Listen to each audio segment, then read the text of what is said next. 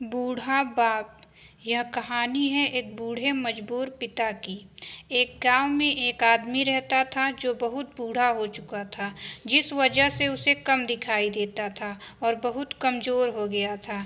इसलिए अपनी बची खुची ज़िंदगी अपने बेटे के साथ बिता सके, इसलिए शहर में रह रहे अपने बेटे के घर रहने चला गया। बेटा एक शहर के छोटे मकान में रहता था।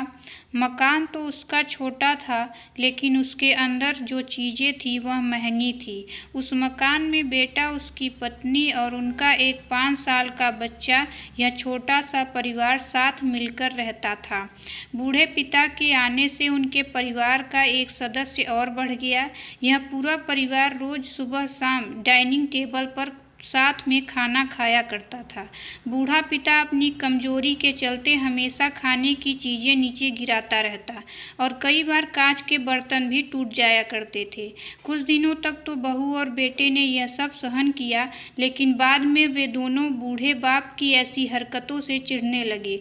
एक दिन बेटे ने कहा कि ऐसा कब तक चलेगा, हमें कुछ करना पड़ेगा।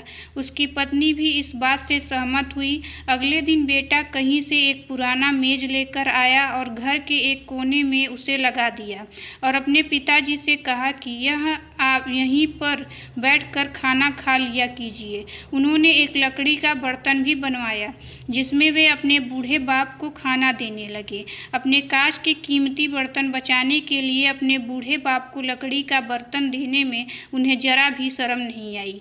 अब खाने का समय जब जब होता तो बूढ़ा बाप एक कोने में बैठकर खाता और बाकी परिवार डाइनिंग टेबल पर खाना खाया करता।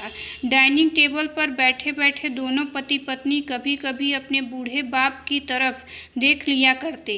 बूढ़े बाप की आंखों में उन्हें आंसू भी नजर आते, मगर अनपढ़ जैसे कोई असर ही नहीं होता। बूढ़े का पोता भी यह नज़ारा हमेशा देखता और वह अपने ही में खोया रहता। एक दिन जब पति पत्नी डाइनिंग टेबल पर बैठकर खाना खा रहे थे, तब उनका बच्चा जमीन पर बैठकर कुछ कर रहा था। उन दोनों ने बच्चे के हाथ में लकड़ी का टुकड़ा देखा, लेकिन उन्हें कुछ समझ में नहीं आया कि बच्चा लकड़ी के टुकड़े के साथ क्या कर रहा है।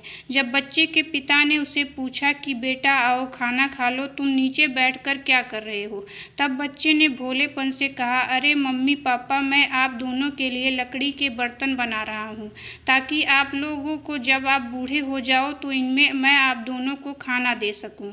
अपने नादान बेटे द्वारा दी गई यह सहज बात दोनों के दिल में तीर की तरह उतर गई। दोनों एक दूसरे का चेहरा निहारने लगे।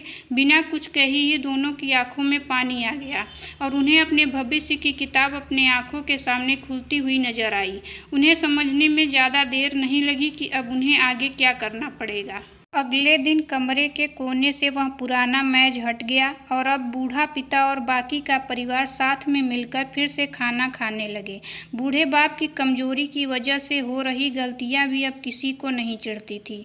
दोस्तों, यह कहानी हमें बताती है हर वह पत्ता जो आज हरा है वह कल सूखेगा और डाली के नीचे भी गिरेगा। इसलिए हमें अपने बड़े बूढ़ों का हमेशा ख्याल रखना चाहिए और हमें हमारे माता पिता और बुजुर्गों के साथ वैसा ही व्यवहार करना चाहिए जैसा हम चाहते हैं कि हमारे बूढ़े होने के बाद हमारे बच्चे हमारे साथ करें।